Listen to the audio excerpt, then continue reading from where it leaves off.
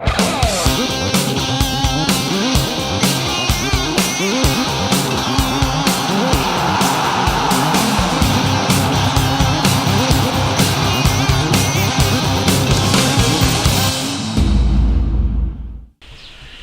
à tous dans ce nouveau numéro de Foot et du Mag. Voici le sommaire de l'émission. Je vais vous parler de la 19e journée de D2 régionale. Je vais vous parler aussi des matchs à suivre en D2 départementaux. De notre rubrique du lundi, football océan Indien. Également de la sélection de la Réunion. Et enfin, les infos football à retenir. Je vais commencer à vous parler de la D2. Maintenant, je vais vous parler de la D2 régionale. Où c'est joué la 19e journée. Voici les résultats. Dans le choc entre l'US Bénédictin et l'AJ Petite-Île, victoire de l'US Bénédictin 1-0 face à Petite-Île. Et d'ailleurs, vous allez comprendre les conséquences pourquoi au classement.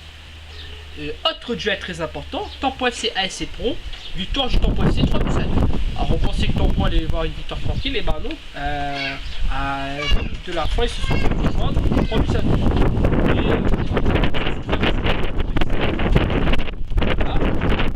Ensuite, on peut noter le 2-2 entre le Zéfa et la Gauloise, un but partout, qui est le même score également entre Bagatelle et la Redoute.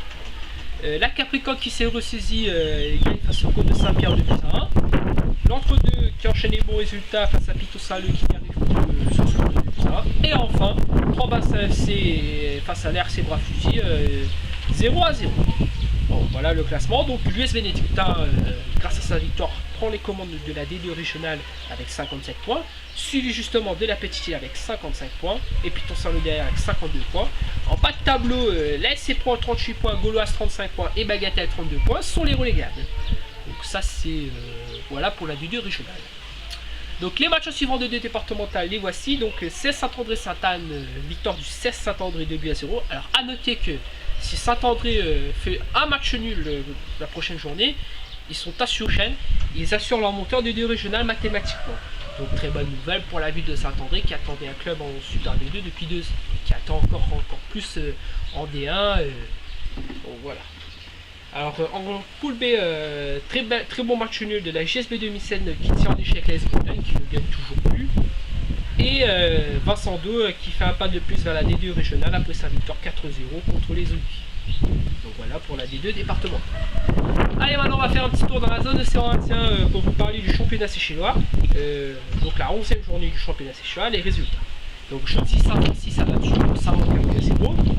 11 Réunion a écrasé Kinsi FC 4-0. Match nul entre le leader et Côte d'Or 0-0. La Passe FC face à Côte d'Or 0-0. Saint-Michel United écrase notre Dynamo 4-0. Et enfin, partage de points entre Lightstar et Saint-Louis Suns, 2 buts partout. Alors, au classement, donc la Passe FC est leader du championnat avec 26 points, suivi de Saint-Michel United avec 24 points. En bas de tableau, le Lightstar avec 6 points et Kinsi FC avec 4 points sont les relégables. Alors, juste pour noter, donc, le championnat séchellois se passe comme ça, donc il y a 10 équipes, les 2 derniers du championnat sont relégables. Par contre le 9e, c'est-à-dire voilà, lui il va affronter un barrage face au deuxième de la deuxième division séchelloise. Donc je vous expliquerai tout à la fin de la saison séchelloise.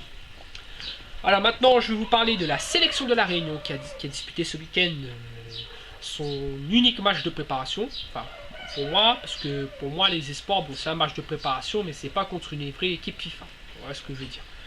Donc la sélection de la Réunion a préparé samedi la Coupe de l'Outre-mer. Et face à Maurice, ils ont allé chercher match nul, un but partout. Alors c'est vrai que Maurice n'a pas disputé de compétition depuis plus d'1 an. En effet, Maurice a refusé de participer à la qualification de la Coupe du Monde 2014.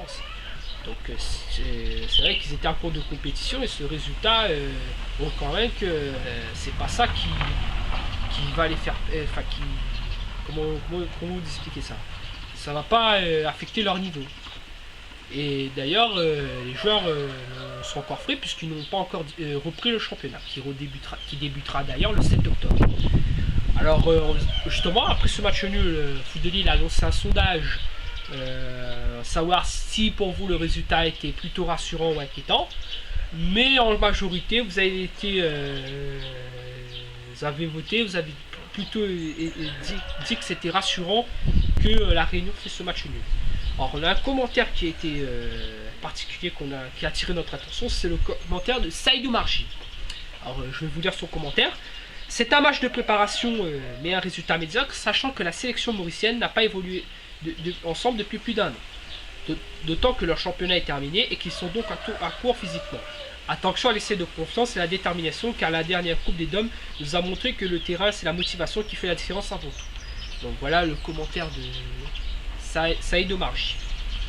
Donc voilà, donc en gros, voilà ce qui concerne la sélection.